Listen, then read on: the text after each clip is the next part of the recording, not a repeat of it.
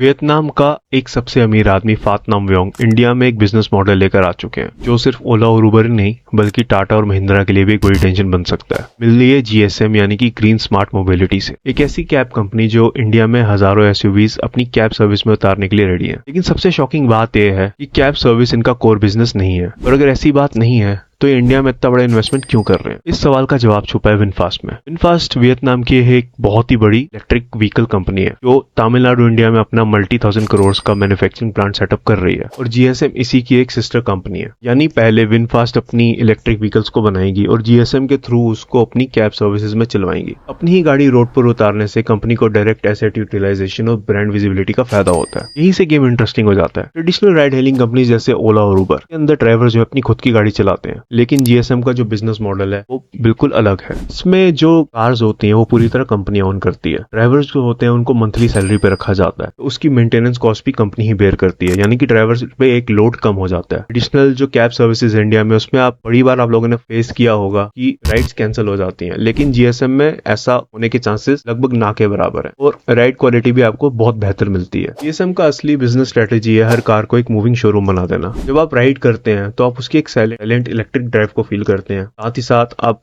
गाड़ी के कंफर्ट को महसूस करते हैं और उसके फीचर्स के बारे में भी जानते हैं। और क्योंकि इनके ड्राइवर्स ट्रेन होते हैं अच्छे से और वो आपको गाड़ी के बारे में अच्छी डिटेल्स भी बताते हैं। दूसरी कंपनीज हैं वो मार्केटिंग पे और टेस्ट ड्राइव पे करोड़ों खर्च कर देती है, वही जीएसएम राइड के किराए भी कमा लेती है और साथ ही अपना फ्यूचर कस्टमर भी बना लेती है। ये स्ट्रेटेजी कोई नया एक्सपेरिमेंट नहीं है। सेम स्ट्रेटेजी को अपना के विनफास्ट ने वियतनाम में एक अपनी बहुत ही स्ट्रॉन्ग पोजीशन बना ली है। उसके बाद उन्होंने लाओस, कंबोडिया और फिलीपींस में भी यही किया और अब ये इंडिया में भी ऐसा कर रहे हैं। अगर इनका असली प्रॉफिट कार बेचने से आता है तो राइड्स पर एग्रेसिव डिस्काउंट देने में इन्हें ज्यादा प्रॉब्लम नहीं होगी, जो कंपेटिटर्स के लिए एक बड़ी सरदर्द बन सकता है। ओला और उबर का कोर बिजनेस है राइड बेचना, लेकिन वियतनाम के इस बिलियनियर का बिजनेस है कार्स बेचना और कैब सर्विस उनका सिर्फ एक मार्केटिंग चैनल है। अगर ये स्ट्रेटेजी इंडिया में सक्सेसफुल हो गई तो सबसे बड़ा झटका किस कंपनी को लगेगा?